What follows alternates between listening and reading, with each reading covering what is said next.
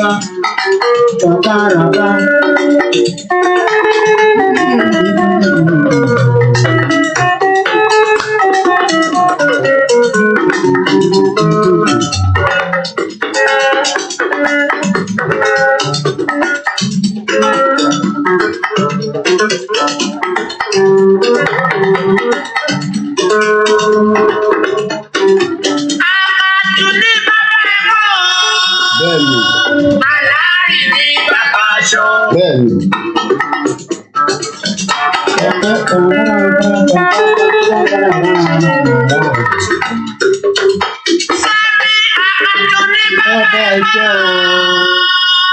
Aláìní bàbá sọ. Ẹ̀yin kẹta fà sókè. Ẹ̀yin ló borí. Ẹgbẹ́ kú iná sílẹ̀ lọ ẹ wá ń sá kiri. Gbàmí ò yàgbà ẹ lọ jọ́ra o, ẹ jọ́ra o. Ẹ lọ ṣọ́ra, èrè dára dé, ẹ lọ ṣọ́ra. À ń sọ fún yín nísìn, ẹ lọ ṣọ́ra. À ń sọ fún yín pé ẹ lọ ṣọ́ra. Ẹ lọ ṣọ́ra. Ẹ̀yin Yorùbá politician, ẹ lọ ṣọ́ra. Aláìní bàbá sọ.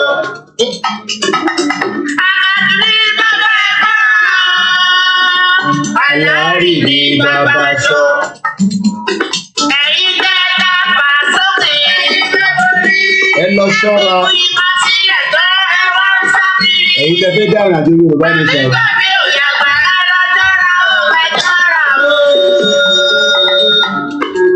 Happy weekend, it is King. Mo kí ìyá mi Bímbọ́lá. Azeez mo kí ẹ ní Miami. Ìyá mi gbé mi lékè. Let's go. Happy weekend. Nítorí wípé ẹ kò kì í jẹgbẹ́ ajá. Sẹ́ni Ọlátúnjí ju ọlọ́mọ pa o.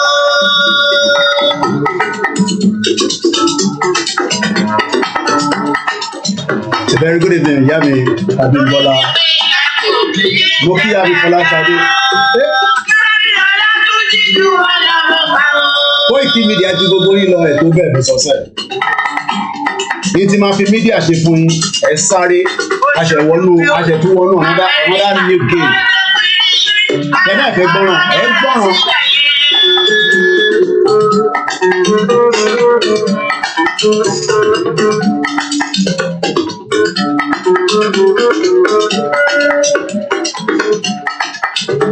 Ó ṣojú bí òyìnbó Amẹ́ríkà. Ó lọ pírí, yé ọ̀nà dára síbẹ̀ yẹn. Òṣì oníwọlé àmì o, Ọlátúnjí sẹ́ẹ̀dì sẹ́ẹ̀mí ìwò.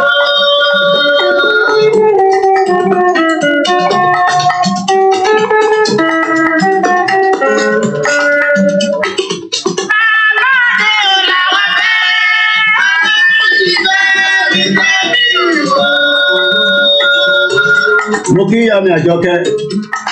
Ṣé wíkẹ́ndì lọ dáadáa lọ́dọ̀ yín? Mo kí ẹ̀yin ti láàrú.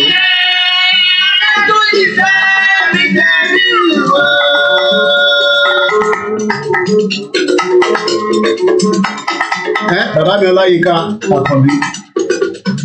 Ṣé Ramadan lọ lọ́dọ̀ tí yín náà? Mo kí ẹ̀yin ti Kòròdú. Mo sọ fún yín pé màá fi mídíà màá fi tún bírèèni yín ṣe ẹ̀mọ́ kan pè mídíà. A ṣẹ̀ṣẹ̀ mẹ́yẹ bọ̀ lápò ẹ̀ tí mọ̀ kankan. Tẹ́lẹ̀ fẹ́ gbọ́ràn àní Nàìjíríà kì í ṣèlú. Mr. Park mo kí.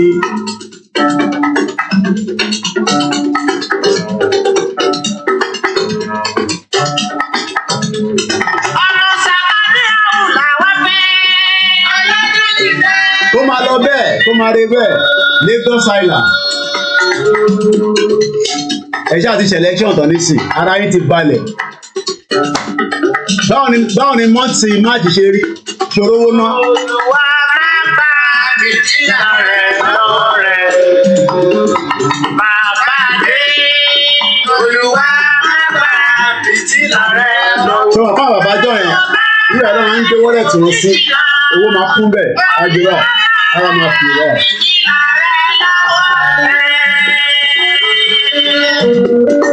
Bàbá fẹ́ wá ná fòbì, ara máa yọ owó yẹn rà.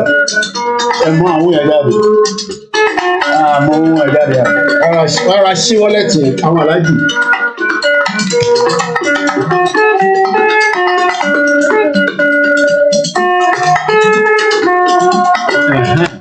Ẹ máa ń náwó ẹ̀ dọ́là lélẹ̀. Ẹ máa ṣe ẹ lójú. Náírà lélẹ̀. Ṣàṣìlẹ̀. Fìtílà rẹ̀ lọ́wọ́ rẹ̀. Bàbá dé. Olúwa máa bá fìtílà rẹ̀ lọ́wọ́ rẹ̀. Ojú ọba bára ṣe onídìyà. Olúwa máa bá fìtílà rẹ̀ lọ́wọ́ rẹ̀. Wọ́n ti gba fìtílà wa nílẹ̀ Nàìjíríà.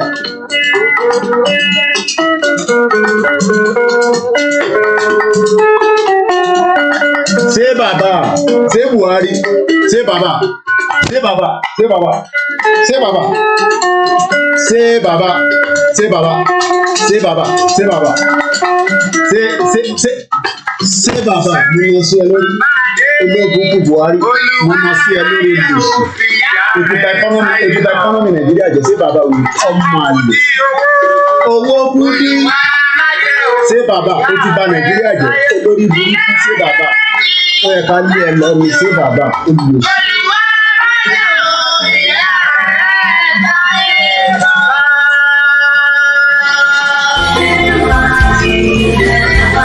Orílẹ̀-èdè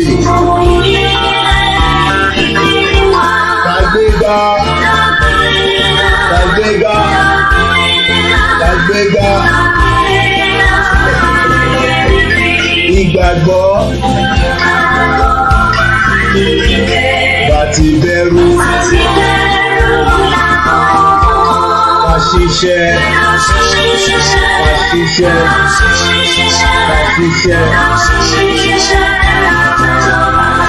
ìṣọ̀kan ní ká jẹ́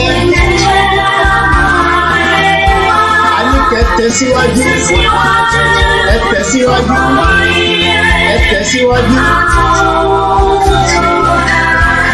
ọmọ Oòduà kò sí ipò ìwọ ni ìmọ́lẹ̀ ògo adúláwọ̀ àwa ni ìmọ́lẹ̀ ògo adúláwọ̀. Mo kí gbogbo wa lẹ́ẹ̀kan sí pé báwo ni weekend lọ́dọ̀ tí ṣé ó ń lebe tẹ́lẹ̀ oríṣiríṣi ara ni mo lè máa dá mídíà ní torí tó máa mẹ́mí ẹ̀fà kúrò lára Nàìjíríà lèmi á máa ṣe torí Nàìjíríà Buhari ti bà ẹkọ́nọ́mì jẹ́ lórí burúkú a máa lé ẹ lọ lólùṣọ́ ọmọ Fúlàní lórí burúkú àwọn pítọ́ ti lọ gbé ẹ wá ó ti bà Nàìjíríà jẹ́ àwọn èèyàn wọ̀ rówó ná olùṣọ́ lórí burúkú ṣé bàbá èmi kò ní dá fún ẹ ṣé bàbá olùṣọ́ ó ti bà ẹkọ́nọ́mì jẹ́ gbèsè wà lórí Nàìjíríà báyìí Ọlọ́run mo bá ṣe máa rí san olùṣọ́ kò ní dá fún ọmọ Fúlàní olùṣì ṣé bàbá lórí burúkú ṣé bàbá olùṣì kò mọ kọ́kọ́ nípa ẹkọ́nọ́mì ìrankíran Fúlàní olùṣì ó kọ̀ wá bà Nàìjíríà jẹ́ ìjọ la fi sọ tán báyìí 46 trillion olùṣì ṣé bàbá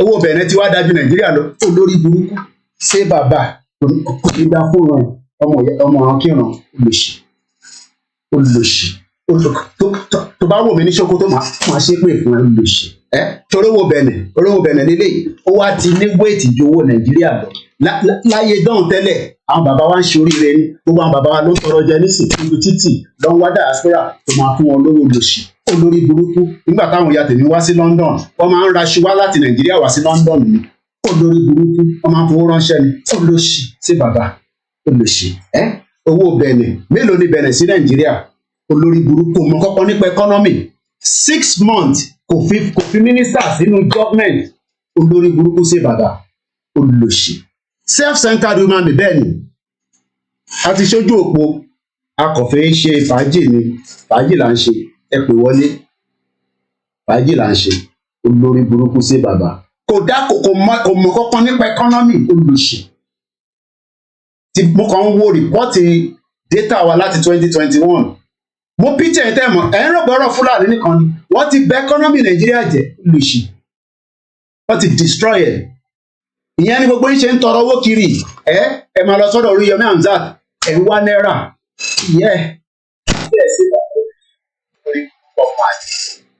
ọmọ ọ̀ràn kíran kò dá kankan mọ̀ gbèsè tó wà lórí Nàìjíríà nìsín 46 trillion ni 46 trillion mo kí Alhaji Sharafa kò ní bàjẹ́ fún yín olórí burúkú sí bàbá ẹ wá ṣépè fún sí bàbá níbí báyìí ẹ wá ṣépè fún ẹ ló kọ́là olórí burúkú ọmọ àlè ṣé bàbá tó bá wò mí láti ṣé káàdì kásínà olóṣì 46 trillion ní gbèsè tó wà lórí bàbá yìí nísìn báwo la ṣe fẹ́ sanwó yẹn gbèsè tó wà lórí nàìjíríà nísìn 46 trillion mú kí gbogbo ìtàlímọ̀ṣọ́ ìdí ta ṣe ń wá owó yìí kiri ni pé olórí burúkú buhari òun ló wá ba nàìjíríà jẹ́ sí bíi ẹgbọ́n sókè ìyàwó ẹ káàbọ̀ olóṣì ṣé bàbá.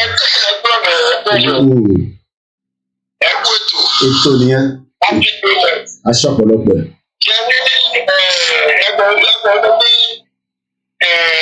àánú àwọn nàìjíríà ìjìnlẹ̀ àwọn gbogbo ẹ̀yẹ sọ ọ̀gbọ́n kìíní kan ẹni padà sọ̀rọ̀ ìṣòro tó tẹ̀lé lánàá. bẹ́ẹ̀ ni sà. ó ti kó gbogbo ètò jà.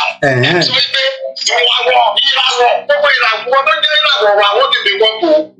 so kò jẹ́ káwọn èèyàn bí ìrànwọ́ wọn ríran ọ̀pọ̀lọpọ̀ òṣìṣẹ́ bẹ́ẹ̀ wọ́n fẹ́ kí wọ́n jẹ́ kọ́ rí wọn ò lè rí torí inú ìkùlọ̀ wà sóò ẹ má bìlẹ̀ wọn jù wọn orí wọn ti kú àwa tí wọn rí títí wa kò mọ́lẹ̀ àwa ni ká máa dúpẹ́ torí ojú ti là wọn ní bèbí ti ṣẹ́jú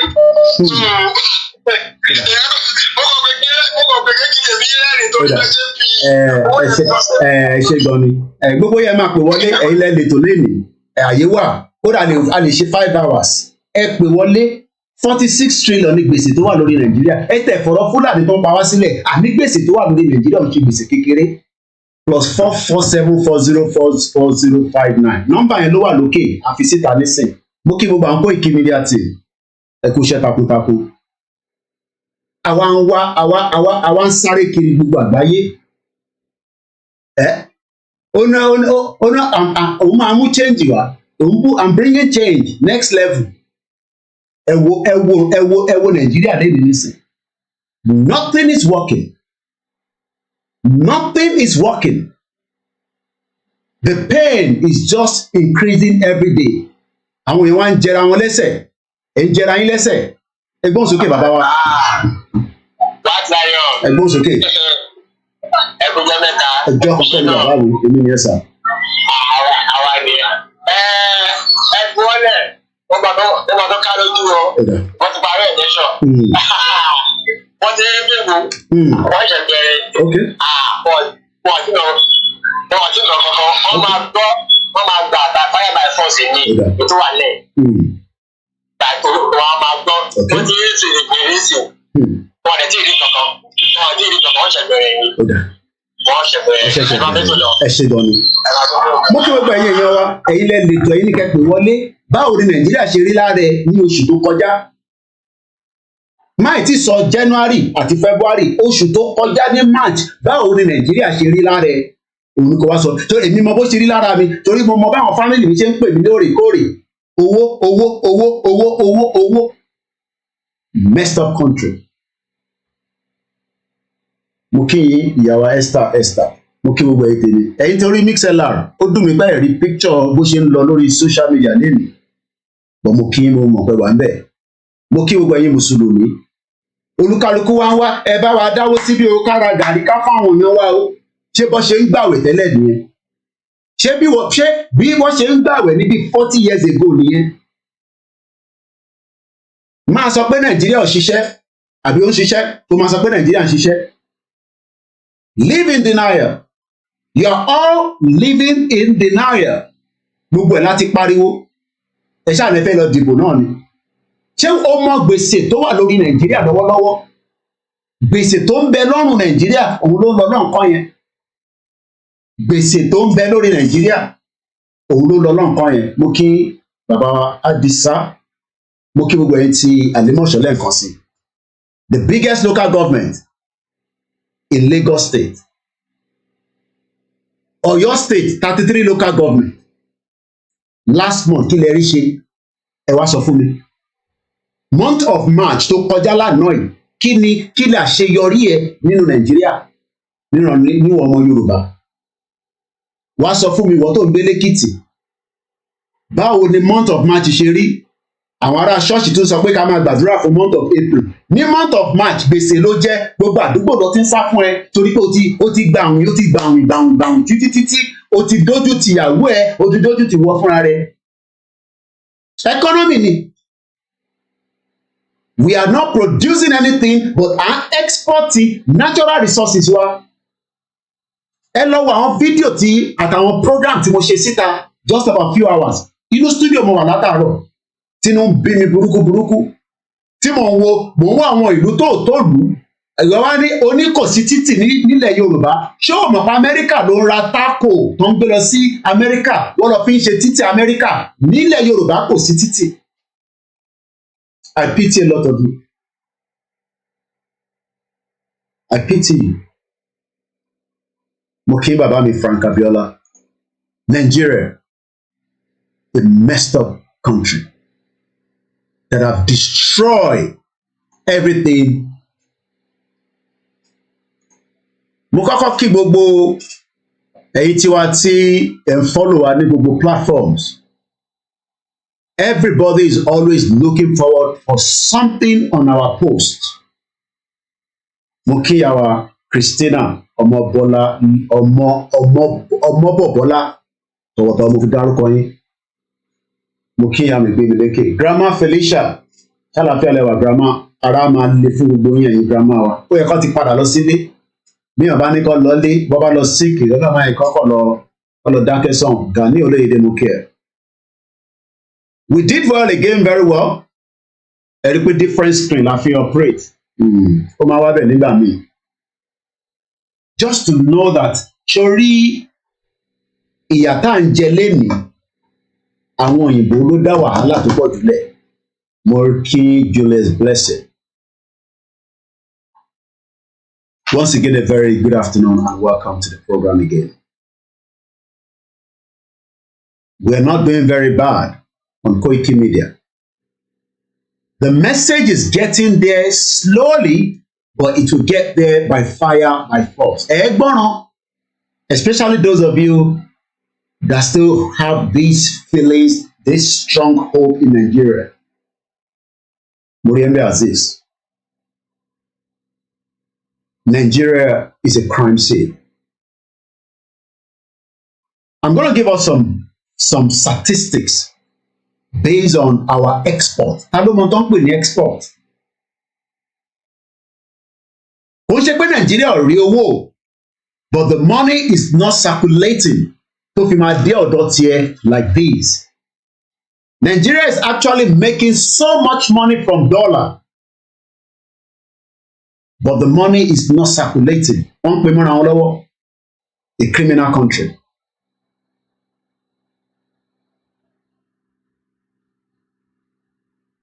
Jamiu Lasisi, good afternoon to you. Mokin Mr. Shola Bola. Let's go into it. I've just been sitting here in the last 3 hours precisely. And I just a program called Latino. So this morning I decided, after my schedule of different things I was doing, I went back again and looked at it. Do you know that Nigeria is providing electricity to 3 countries? Benin Republic, Niger Republic, and Togo. Our land supply enough for. How many people knows that? I want you to have pen and paper because you need to write things down. So that when people are saying, why do you want Yoruba nation? Just shut up. Shut up. We are giving Benin Republic electricity and we don't have electricity. No be juju be that. À ń fún Togo níná, àwọn ò dẹ̀ níná. À ń fún Niger níná, àwọn ò dẹ̀ níná. So you must have your pen and paper.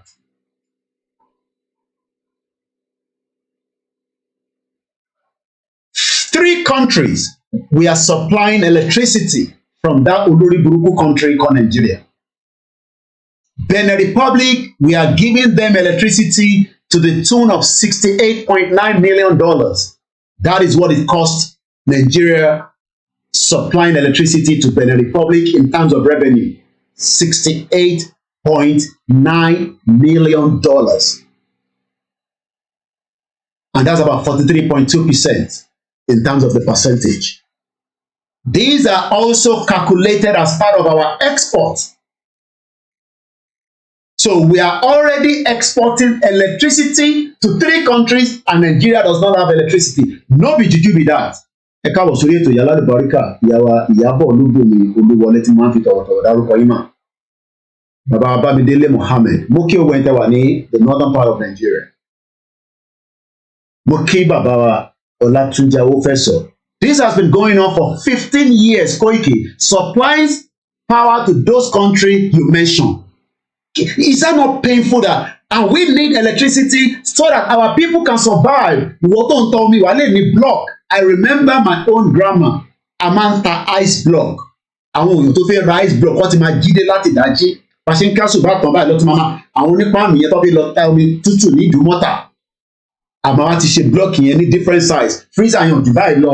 Àmọ́ wá ń tò ó láti sàlẹ̀. Ó máa tóbi títí tó bá ti ń dókè. Ó máa di páànù kékeré. Ó ti ní prices tàǹtà. Today, nobody can even drink cold water in their house in the hot weather. We are supplying Benin Republic to the tune of 43.2%, which is giving us $68.9 million. Better comment, yeah, me tell me, Mama Pé, I can feel your energy all the time. And tí Badaru Pé má fi ṣe ìbínú gbogbo náà ni máa kí. Bí a kì í ṣe ra máa gbá because ó dà pé Káyọ̀dé Fáṣọlá yẹn wọ́n block ẹ̀ lórí YouTube. And I just love that music. No be juju be that. How did you about tell us this stage dey be pé we are suffering.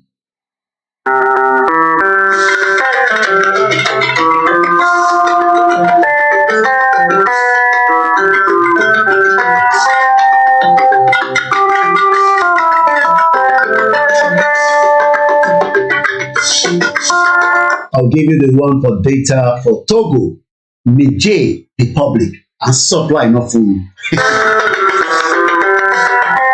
Ẹ̀gbọ́n mi ní Awófẹ́sọ ní pé ó ti ń lọ bẹ́ẹ̀ for 15 good years. The question tá a máa béèrè ni pé ṣé wọ́n ń lówó yẹn padà láti fi invest sínú Nàìjíríà àbí yàn kan ló ń kó jẹ?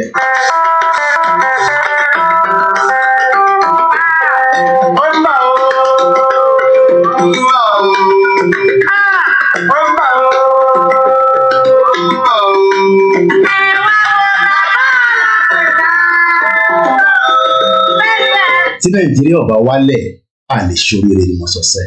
Báwo ni wọ́n máa ṣorí tí bá ní a lè ṣoríire kò ń ṣe pé mo ń ṣépè fún yàn kankan. Ìwọ kò béèrè lọ́wọ́ rẹ pé nínú the month of March tó tán yìí èlò ni owó tó wọnú pọ́kẹ̀tì èlò lówó tó jáde in terms of your expenses. Tí ara wàtá wà lábroad èlò lówó tó jáde lápò yín ẹ fi ránṣẹ́ sáwọn ará ilé àtẹnitẹ́mọ̀. Mo kí wa lẹ́ẹ̀kan sí i. A very good afternoon and welcome to the program.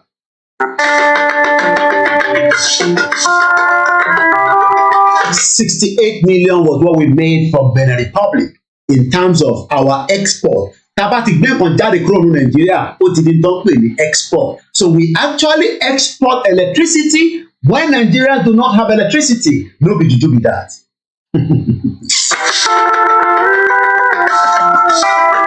Moki Maize Gold, welcome on board. Bàbá mi SB Ọmọ́wùnmí mo kí gbogbo ẹ̀yin olólùfẹ́ wa lórí Instagram Koikimedia. You can also call in at any time. Nọ́mbà yẹn ló wà ní òkè. Ẹ bá fi nọ́mbà síta ẹ̀yin Koikimedia team tẹ́ wà lórí ètò ẹ push nọ́mbà síta +44 74 0440 +44 74 0440 5917.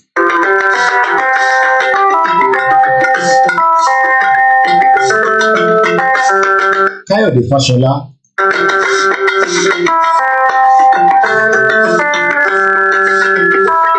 I know you don't like Yoruba nation, but electricity at the tune of 68 million is what we are making from Benin Republic. That should have been for Yoruba land, Igbo, or the North or Middle Belt.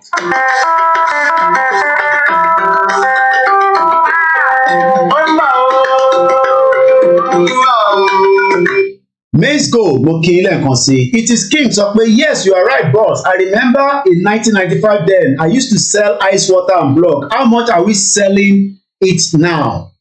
Nígbà yẹn, grandma tèmi àtàṣégè nínú ice block. Gbogbo ẹni tó ní freezer nílé ló ti bàjẹ́ pátápátá. Yoruba nation is the only solution to our problem.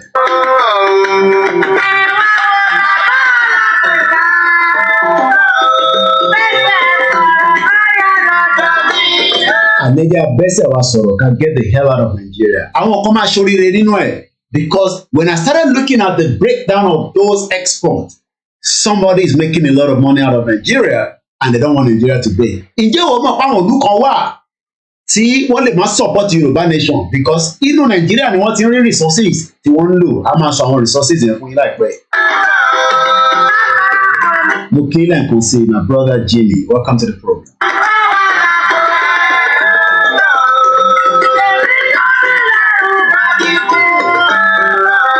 Àmì sẹ́ àwa là ń supply Niger Republic electricity, and that is also to the tune of almost 54.2 million, at about 34%. Nigeria is supplying Niger Republic electricity to the tune of 54.2 million. I don't have a problem if we are selling electricity, even if we don't have electricity in Nigeria. But are they making use of that money? Ta ló ń jẹ owó yẹn $54 million? Ṣé wọ́n sanwó yẹn àbí ó kàn lọ sínú private account èèyàn kan? These are the questions that I'm asking this afternoon.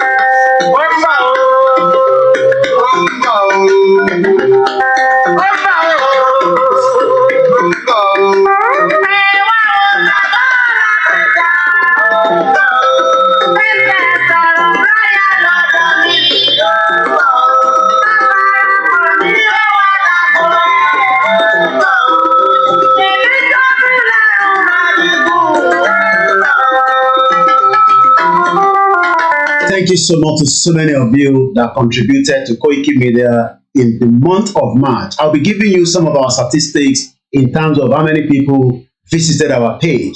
It's gone up to at least 1 million plus in the month of March. Thank you so much.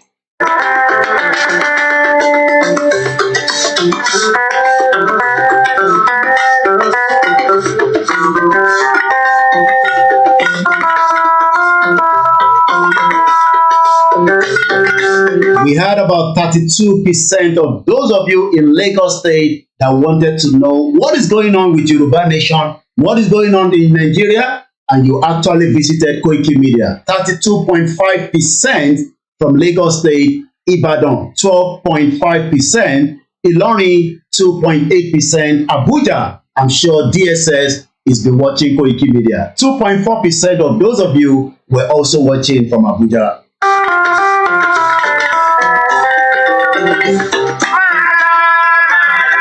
Baba Mifabuni, how can somebody sell ice block today now and make profit when there is not even electricity?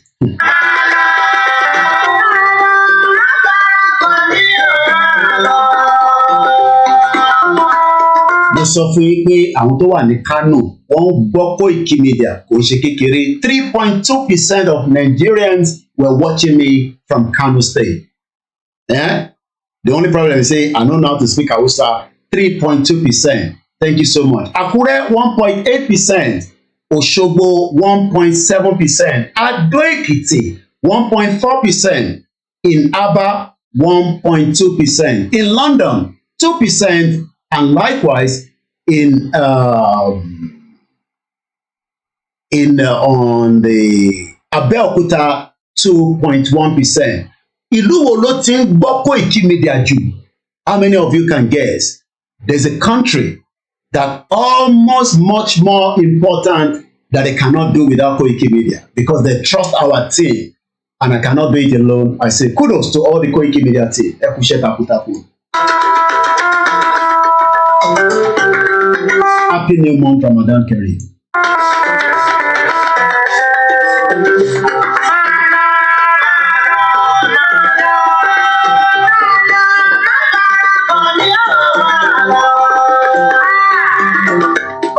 Kódà ìlú yẹn gan ó beat majority United Kingdom láwọn tó ń gbọ́ Koikimedia.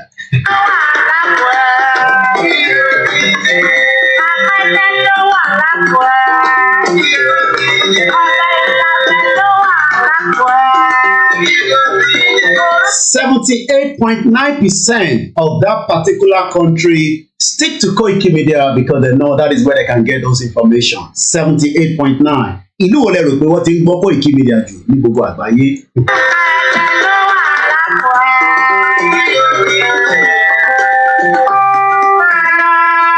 Àmì sẹ́ ìlú wo, which country across the world was watching, listening, coming back every day just to pick up the news because they trust the platform? 78.9%. Yoruba Nation ló máa wáyé, ẹ fọkànbalẹ̀. And we are increasing that this month. I've set a target that this month we will get to 2 million. Àníṣe ẹgbọ́ràn nítorí pé Koikimedia a máa fún ní different angle, and this month we are working very hard. Oríṣi state ni mò ń sọ nísinsìnyí ànílù kan sẹ́ ní gbogbo àgbáyé nínú ìlú yẹn gangan ni wọ́n ti ń gbọ́ Koikimedia jù. Ìlú wo là ń sọ yìí? Mo kí bàbá wa Dennis, mo kí ìyá wa Fausa tí mo fi tọ̀wọ̀tọ̀wọ̀ dárúkọ.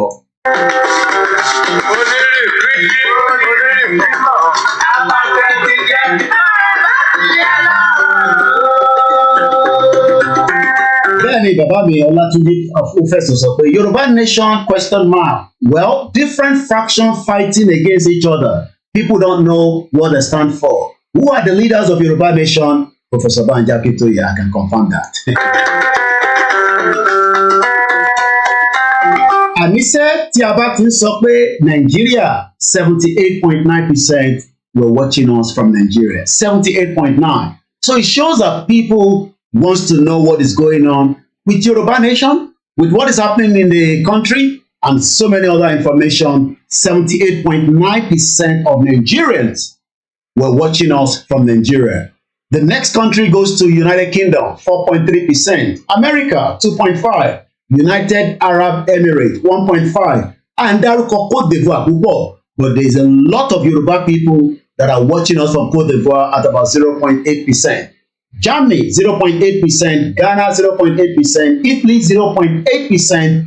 Libya, 0.8%. South Africa, 0.6%. Thank you so much. And I'll be giving some of those details and statistics in terms of, the numbers that keeps going. And that is just one platform. We have 3 platforms on Facebook. This is just one of our platforms that has a lot of engagement. Let's come back to, these data about Nigeria.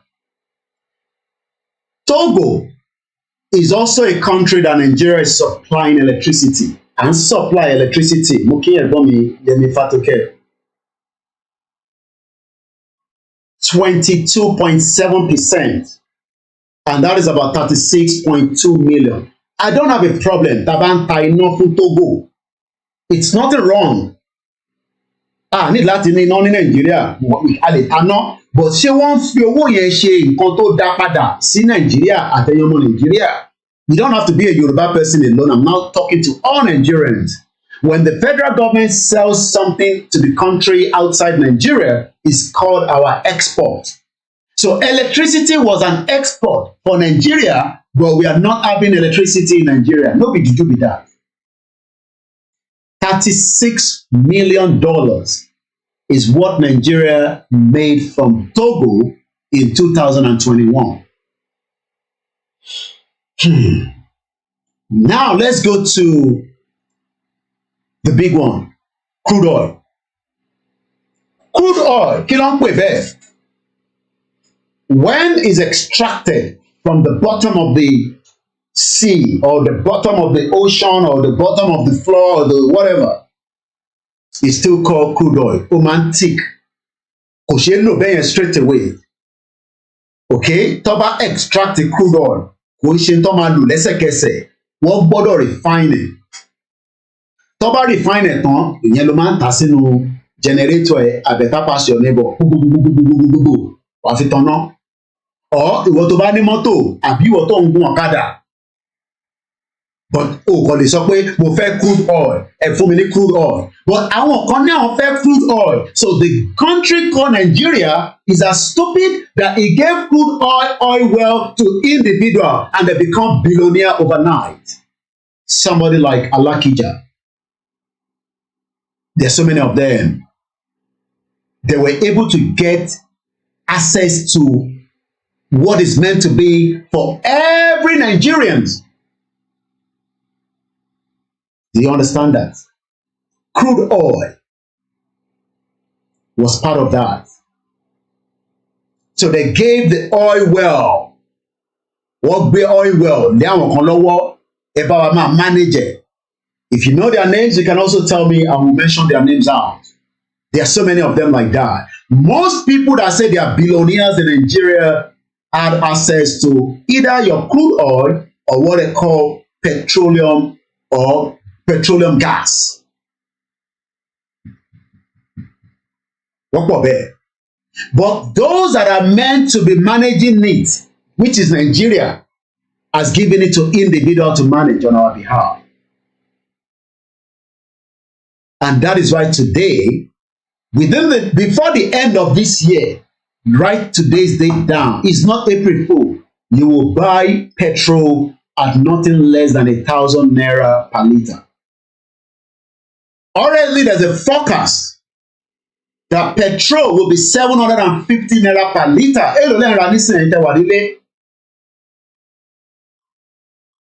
What is meant to be for everyone in Odua land, some people just comfortably sat on it and made it their own. Very wrong. And yes, an Alakija will go to the church and say, Hallelujah, Hallelujah.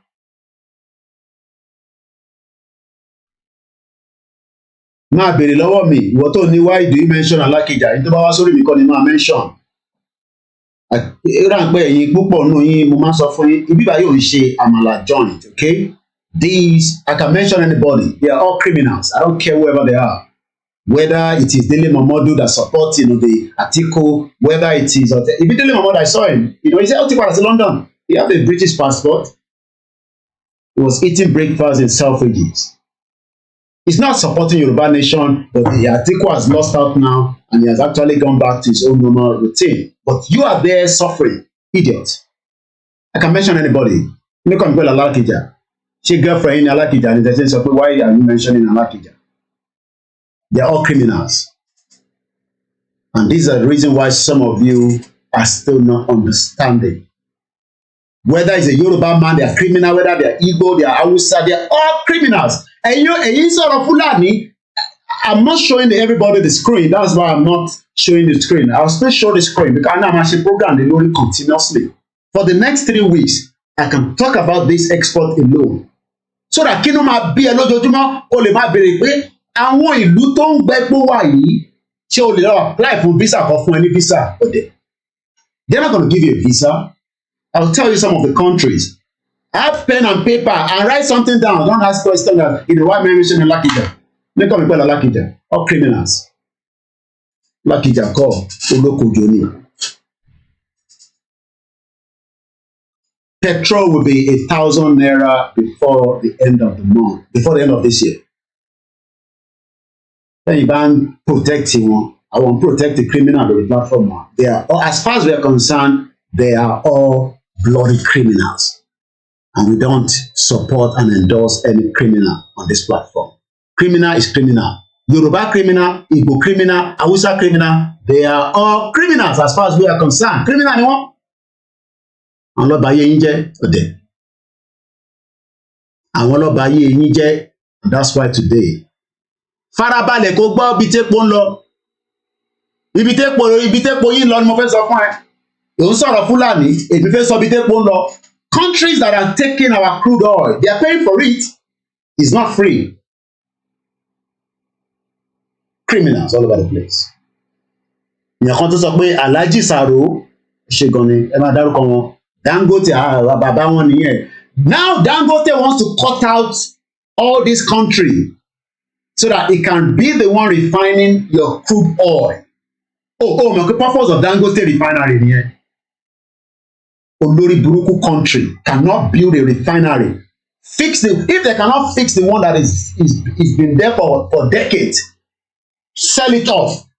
Build a new one. No. Don't build a new one. Let's give Dangote to build a new one, and then all the crude oil in Nigeria goes into Dangote refinery, and they sell the produce back to you or there. Mukiyawa flow. Yetunde. Don't you know that is what is going to happen? It becomes what they call monopoly. Ni Dangote play out.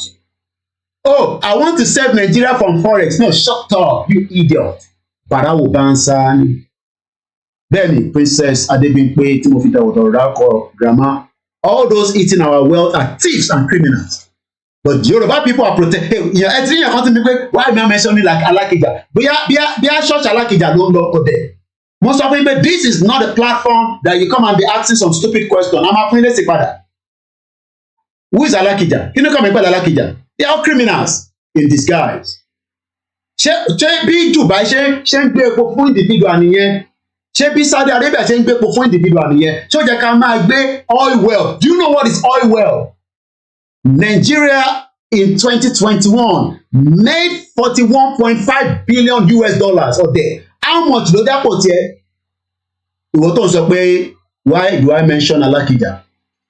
Nínú 41 point amóníkẹ́ mú bẹ́ẹ̀ síta kẹ́ máa kọ̀ọ̀kan tí mo sọ sílẹ̀. I've already posted all this. That's what I've been doing today. I've been doing a lot of editing here in the studio. Ọbásanjọ́, Ọ̀tẹ́dọ́lá, monopoly ló ń pè is called monopoly. Anything tí wọ́n bá ti allow pé kí multiple people gbé wọlé. Dangote nìkan ló fẹ́ gbé sugar wọlé òun àti BUA. Don't you know it's called monopoly? Ẹ̀mọ́ tó ń pè ní monopoly. You will make money with Omadabipo Ṣẹ́ṣọ́ni. It's called monopoly. And they are playing monopoly on the heads of Nigerians. In 2021, Nigeria sold a total value of $41.8 billion in crude oil. Olushi, come here and come and be talking nonsense. Koiki, shut up. You that you cannot wear brand new pants. Ora second hand patasi there. Ora bra tó ń wọ̀ sí igbá yẹn is second hand. Bend it and pick it. You cannot buy a brand new bag, brand new bra. But there's $41 billion of crude oil that they're extracting from almost everywhere in Nigeria, but most especially from the southeast, I believe, and the Niger Delta area. And people in that area are suffering today. And then when we say, let us break away, they say, no, don't break away. But the whole region, see Niger Delta. Is that not the reason why Olori Buruku Abacha killed Ken Saro-Wiwa? Because some of you are not so educated, illiterate, idiot. And when you come on the platform, you sit down and listen to us. Alakija. Ẹ má tún sọ pé Alakija kankan mọ́ nígbà tí má fún ilé pè. Ní dá fún Alakija. Alakija kọ́ Alakija ni. Olórí burúkú gbogbo wọn. Messed up country. $41 billion ní Nigeria pa lórí crude oil. Èló ló dé community tiẹ̀ olóṣì. You that you are saying, shut up, Koikimedia. How much of that money got to your local government as a Nigerian? That is the question you should be asking yourself, idiot. For me to come back to Nigeria. When those that are eating your crude oil are not coming to Nigeria, they are actually outside Nigeria, and I'm sure even this is not the right data, but they just have to put something out to us. I'm sure they've manipulated. What about all those crude oil that leave the offshore of Nigeria and nobody knows? All crude oil that have been tea in your come and lost it to my tap. Ṣé ìwọ bàbá tiẹ̀ lè kàn lè tap nínú crude oil? Is it not criminal gangs of country called Nigeria and their system that allows ship to come into Nigeria, fill up with crude oil, and then they take it out of Nigeria and then move it to wherever they want to sell it to. And somebody becomes a billionaire, and then they will now say, I'm doing a voluntary or philanthropies like all these Tony Enemelu and all these bastard criminals all over the world. Mad people all over the place. I know it's more than 41 billion. How can they say that we sold 41 billion in 2021? They don't have to give us the data. I'm sure we sold more than 41 billion but some idiot Nigerians don't even know where your money is going. Let me give you some of the countries. India bought the biggest share of our crude oil, and there are many Nigerians in India that are being beaten every day, and they are not respected. Do you know that? Ẹmọ Indian tó wà ní Nigeria, tó wà ní Indian tó jọmọ Nigeria, but Indian is buying, or not buying, they bought 19.4% of our crude oil in 2021, and that is to the value of $8.11 billion. Do you know why? Because India is where the economy is growing, and the only shit country called Nigeria is economy. The money that they should be using back to build industry, build up factories, and then put people to work so that people can buy brand new pan instead of you buying second-hand bra. Fix up the economy with the money that is coming, but they kept the money to themselves. And that's why today we are still returning Abacha wealth.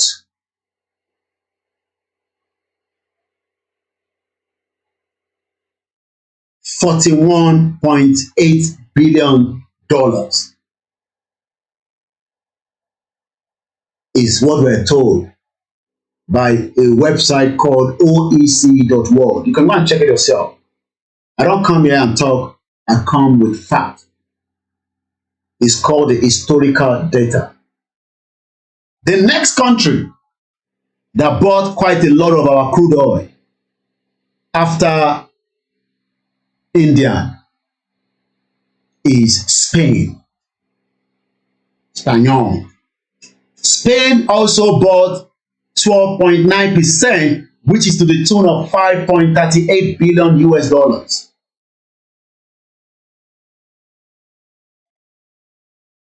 France, 6.9%, and that is the value of $2.55 billion. I posted all these on the social media. Nobody will go and read it because you are looking for where they are talking gossip. You are looking for where they are talking nonsense. You know how long it took me to sit down and write. I have to actually write all this out. I posted it, and I'm sure if I go back and look at the page now, probably maybe nobody even read it and comment underneath. But tó bá jẹ́ bí tí ó yẹ pé mo ní ẹ wá wẹ̀pọ̀n bí wàá máa dàrú nísìnyí. That should be something that we should be discussing every day. Níbo lowó yẹn wà? Where is the money that they got from the crude oil sales in 2021? But we are not interested in that. Everybody wants to know, $41 billion of Nigeria crude oil. Nobody knows where the money is.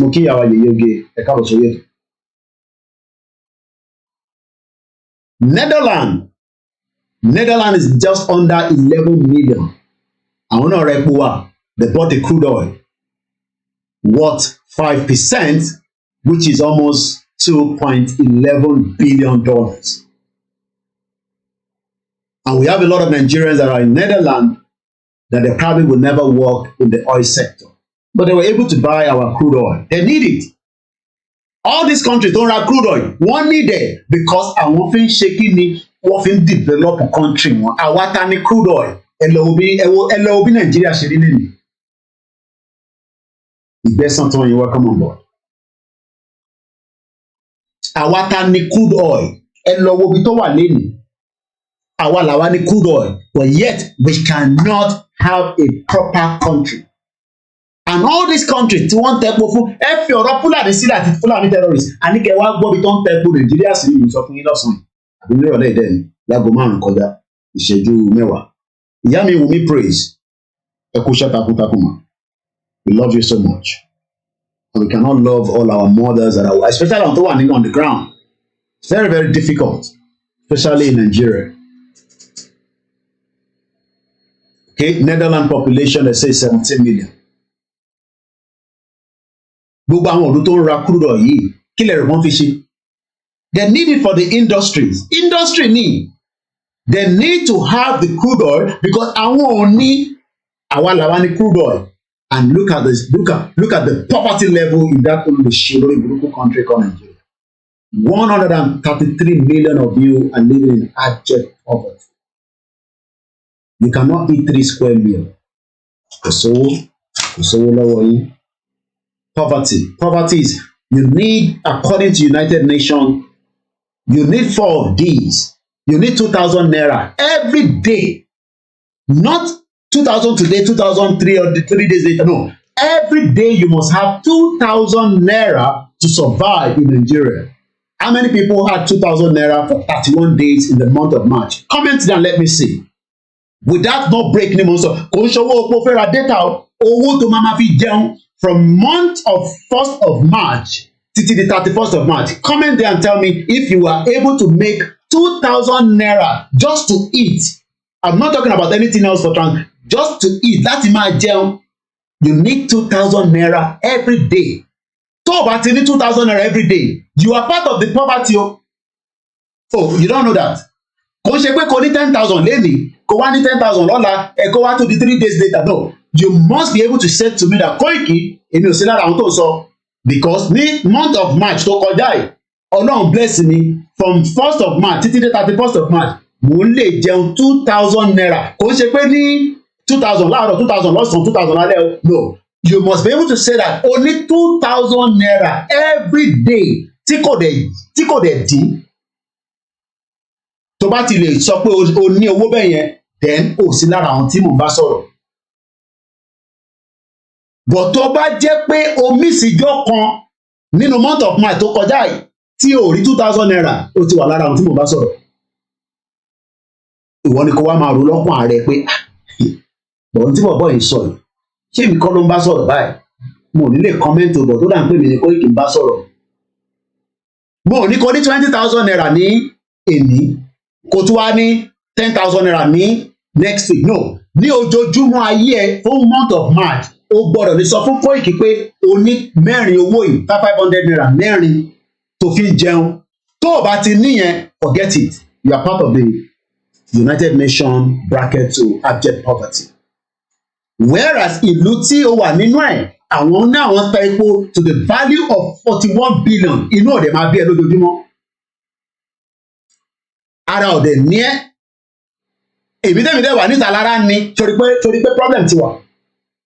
Èmi tèmi wà níta lára ni, ìwọ tó wà nínú ilé ara ò ní ẹ́. Mo tí kí àwọn tèmi dáadáa lórí Mixlr. Aláwọ̀ bàbá, mo kí ẹ ń bẹ̀, má bínú kó ti pẹ́. Ó ní Yorùbá nation is the only way out. Welcome on board. Comrade Plan B, mo sì rohun bẹ́ẹ̀ kò wọlé. Tó o bá ti lè ní 2,000 naira, kò ń ṣe gbọ́ mi dáadáa o. Má ní orí Koiki ṣọ́tọ̀, mo rí 50,000 ní month of March, yẹ kọ́ ni mo sọ. Ìwọ ló máa sọ pé ní ojoojúmọ́ fún 31 days, òun rí 2,000 yọ tó fi ń jẹun lójoojúmọ́. Tó o bá ti ní 2,000 naira, o wà lára àwọn tí mo bá sọ̀rọ̀. O ti wà lára 130 million Nigerians. You are part of the 130 million. And there's probability pé nínú 130 million yẹn, àwọn 20 million Nigerian children tó lọ sí school, ọmọ tiẹ̀ náà wà láàrin wọn. Àbí ọmọ àǹtí ẹ tí wọ́n báyìí ti bímọ, àbí àwọn ọmọ family ẹ, àbí àwọn ọmọ àdúgbò tó ń rí tó ń ta wórógbó káàkiri ní gbogbo Nàìjíríà. Because Nigeria has 20 million Nigerians that are out of school today. And we are meant to have crude oil, money that should be able to develop Nigeria, but Nigeria is still in the debt of 46 trillion naira. What news yẹn ṣì wà níta, just ó ṣì yẹn tẹ̀sí fresh. Oh, mọ̀ pàjẹ́ gbèsè. Oh, sorry about that. Gbèsè tá jẹ́ is called 46 trillion naira. Ìgbésàn tó yẹ ni, for where will you get it in location 9? 2,000 naira per day, it is not feasible. No, ìyẹn sọ tọ̀dọ̀ tí maybe some people are making that money, we don't know. D-Ray sọ pé with a minimum wage of 30,000 naira. Sórí ìwọ tèmi bá sọ̀rọ̀ ní kò ṣáà máa sọ sọ́kùnrin pé ọmọ mo ti wọ one chance nílùú yìí o. Kò ń ṣe pé ẹ̀gbọ́n kan kọjá ó kọ̀ fún 500 nínú ìwọ gbọ́dọ̀ lè máa sọ fún mi pé ní 31 days of month of March pẹ̀lú àdúrà tó gbà ní church, pẹ̀lú àdúrà tó gbà ní mọ́ṣáláṣí, pẹ̀lú gbogbo ìṣẹ̀ṣe tó ṣe, you were able to make that amount of money. Tó o bá ti rí owó yẹn, forget it. Ó ti wà lára àwọn tí mo bá sọ̀rọ̀ pé abject poverty ló wà. Germany náà rà nínú epo wa. I think there's a call coming through. Let's take the call. Hello, Alabami. Ẹ káàbọ̀ sir. My dear brother Koiki, God bless you. Thank you, sir. Tunde ló ń gbé Las Texas. Mo ti rí nọ́mbà yẹn, sir. Mo fẹ́ kẹ́ ṣe rí I just like the way you are doing your program. You are educating the people. And mo ti fẹ́ fi kún fún yín pé according to United Nations is people living below $1 per day. Okay. And $1 is more than 500 naira. You understand? Then. So if you are talking of per meal, if you are talking of 2,000 naira a day, mo tún pọ́n wọlé nìyẹn. ẹ ń dínkù fún wọn ni. Ṣé you understand? And it's not even talking about a family. It's per person. Per person. And it has nothing to do with age. So if we say the population of Nigeria is 200 million, so we are talking of àtọmọ kékeré àtàgbàlagbà. So it's an average. You understand? So if we are they are banning only 2,000 naira lọ́wọ́. That is, you are talking about feeding yourself for that day. So if you have 3 children and 1 wife, that's a family of 5, which means you must be able to boast if any 10,000 lọ́wọ́ láti jẹun per day. So that is what it means. So if you are below that, you are poor. You are extremely poor. According to that definition. How many people in Nigeria can say they are not extremely poor right now?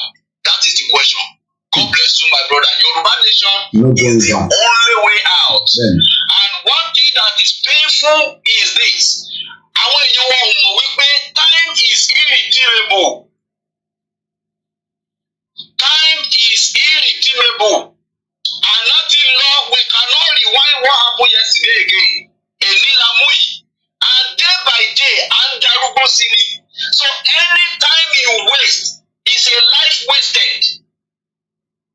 Each day, each minute, tábàtì waste is our life that we are wasting. Because our life too is a function of time. The time of birth and the time of death. So how many years of our life are we ready to waste because of an unholy union called Nigeria? I hope our leaders will listen. I hope our poor people on the street will open their brain and liberate themselves from this slavery those who are in their mental faculty. Wípé wọn ò lè bọ́ bẹ̀. Ọ̀pọ̀lọpọ̀ wọn tó bá tú okùn lọ́rùn wọn, they are not even ready to move. But I pray that as we continue to educate them, I just hope that ojú wọn máa là. God bless you, my brother. Thank you so much to my big uncle there for also helping us in need. Everyone is in danger. Àwa tá wà níta, we are in danger. Ẹ̀yin tẹ́ wà nínú ilé, you are in danger. But the only way we can stop this danger is for us now to ask ourselves the truth.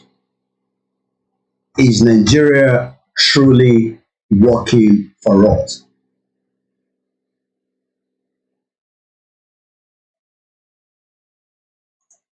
It is not working. It is not going to work because of so many atrocities. And that is why we are saying there is still an option. Trying to fix it is too late. Trying to amend it is not going to happen. It cannot be amended. Ẹ jẹ́ ká let go. But I'll let go when we still have millions of our people that believe in one Nigeria. And as long as you believe in one Nigeria, it's a big problem. Big, massive problem. Power. Big problem. Ẹ jẹ́ ká jẹ́ kí Nigeria kó lọ. Let's allow Nigeria to go. Nigeria is not working. And it is not going to work. Nigeria is not designed to work. Nigeria was put together for some purpose. And part of those purpose is what we are already witnessing with some of these information that we are giving out all the time. The reason why we are coming out and telling you about this is because wọ́n ò ní ṣe breakdown yẹn fún yín láti lè jẹ́ kí ẹ understand it. Ìyẹn ni àwa ṣe ń fi time wa sílẹ̀ so that ẹ lè understand it. Hello, caller. Hey, Mr. Koiki. Good evening, sir. Good evening, sir.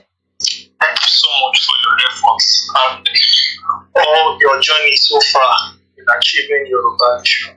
I want Nigerians listening to me that they should, what kind of preaching do they need to wake up?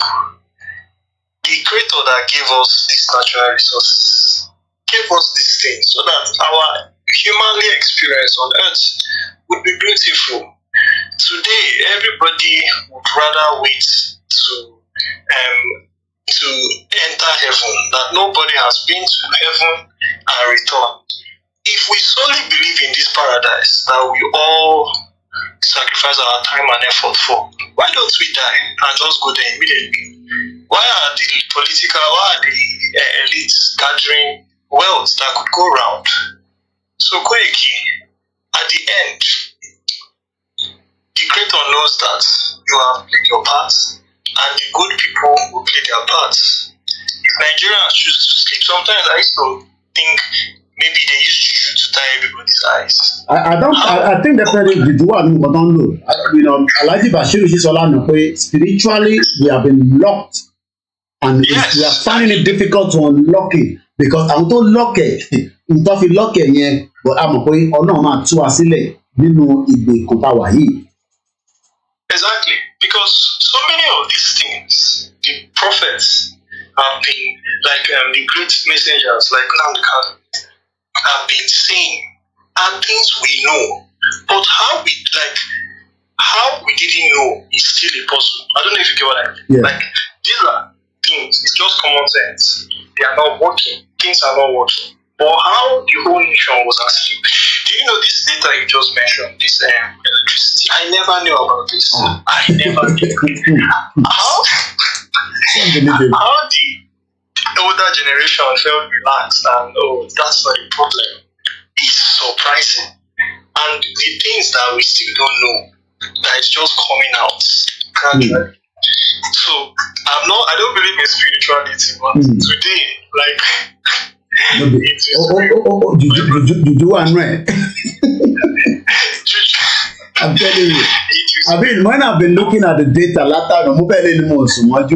I've never seen it in a breakdown like this before for a very long time. I mean, to break it down to every time percentage value. I mean, and Nigerians are there shouting that we don't have money. I mean, but your father in Nigeria because Emma being my brother. You know that crude oil no ni.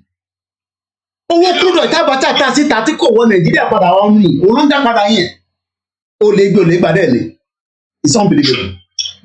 My brother, I don't normally call you, but today, the thing enter my spine. I'm like, what?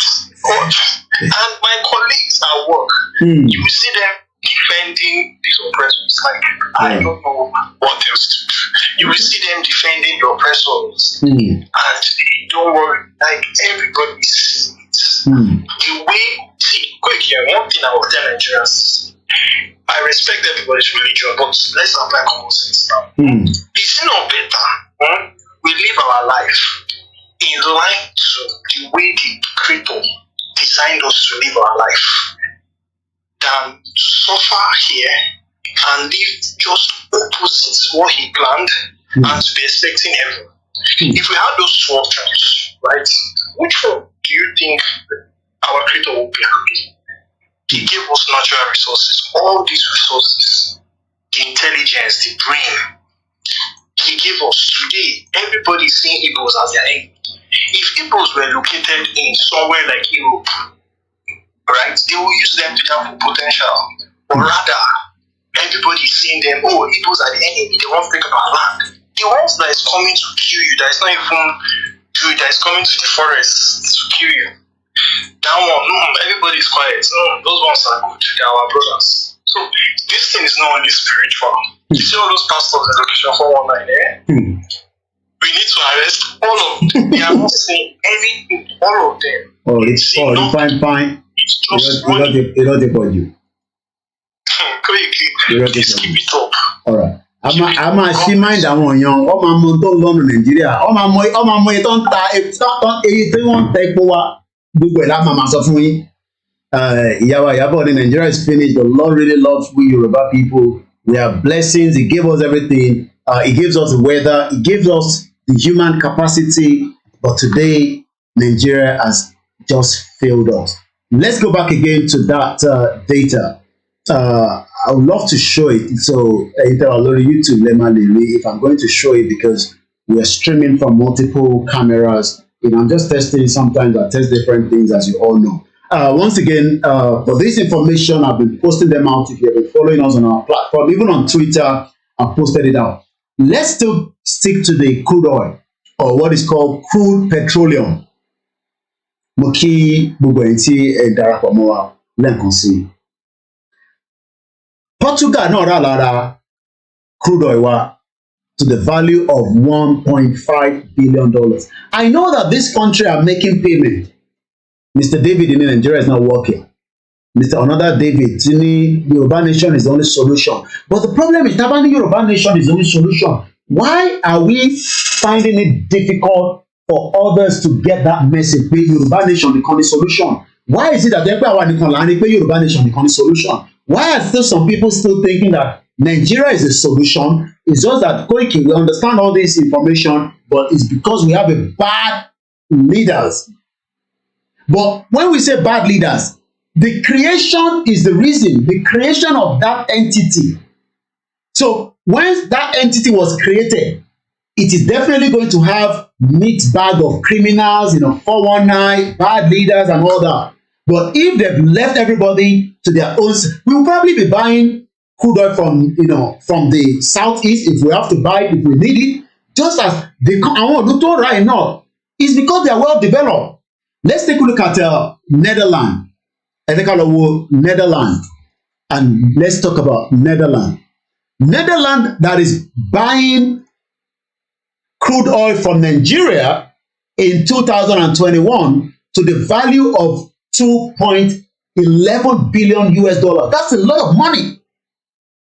$2 billion. $2 billion is a lot of money. But báwo ni Netherlands ṣe di pé àwọn lè afford láti ra epo lọ́wọ́ Nàìjíríà?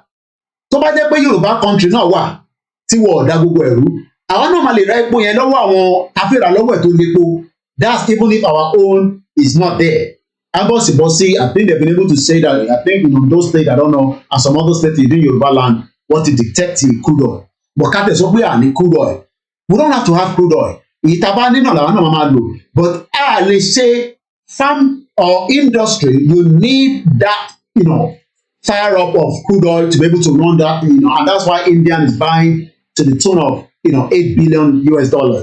So Netherlands, you see, ìlú tó ń pè ní Netherlands tí capital jẹ́ Amsterdam is 17.53 million. Ẹ ṣe gan ni fẹ́ni tó correct me lẹ́ẹ̀kan. I was actually mixing it up with another country. Their minimum wage ní Netherlands in Europe is €1,635. Ẹ jẹ́ ká convert ẹ̀ padà. Good evening to you, African Confidential. Ẹ jẹ́ ká convert sí 1,000 sí pounds, then àwa padà sí èlò ní náírà. Àwọn òlú tá à ń sọ yìí wọ́n lórí méjì èèyàn wa, wọ́n ní orí méjì. Ìlú 17 million. Ẹ mọ̀ pé Lagos is about almost the same. Okay, that's about 1,400 pounds, and I think tí bá lọ wo exchange rate lẹ́nu, I'm not sure, but I think it's about 920. So 1,440 multiplied by 920. That's 1.3 million naira ní aráàlú Netherlands ń gbà ní every month. gbogbo population ò ju 17 million lọ. Ṣé ìgbọ́rọ̀ tí ọ̀rọ̀ yẹn tó ń yé wa ṣábi ṣe ń ṣàlàyé ẹ̀? Ní owó Nàìjíríà 1.3 million naira ni wọ́n gbà àwọn ọmọ Netherlands, and that's about 1,440 pounds, which is about in euro is 1,635. Now, ẹ jẹ́ ká wò báyìí, tó bá jẹ́ pé òyìnbó wa dá problem tí à ń face lẹ́nu tó bá wá dá sí wa ní igbá àyà, àwa náà máa lè sọ pé nílẹ̀ Yorùbá o tí a jẹ́ láti sọ pé 40 million ní approximately ká má calculate àwọn tó wà níta. Mo kí Evangelist Taiwo mọ́mí ẹ káàbọ̀ wá. Bàbá lẹ́kìtì mo kí bàbá mi ẹ kú iṣẹ́ sà ẹ káàbọ̀ sórí ètò. Bí àwọn ará Netherlands tí gbogbo population wọn ò ju tí kò ju 17 million lọ, àwa ń ta epo sí ìlú yẹn, ó fún wa ní income 2 billion, but ní ìlú yẹn àwọn ọmọ ìlú yẹn make 1.3 million ní every month, equivalent owó Nàìjíríà. Ṣé mọ̀ pé tó bá yẹ pé àwọn òyìnbó ò da irú àti ṣàpàtọ́ da gbogbo ẹ̀ papọ̀, probability pé tá a bá tẹ̀ make 1.3 million in terms of economy tiwa àbí àpò tí develop àbí gbogbo ẹ̀, at least a lè máa sọ pé we will be making about 300,000 naira every month. Bó ṣe mọ̀ pé 30,000 tí wọ́n ń gbà nísìn ní oṣooṣù fáwọn tó tẹ̀ ń sọ fún nìyẹn because wọ́n mọ̀ pé àwọn state kan ò tẹ̀ sanwó rárá. That is why we are still backward.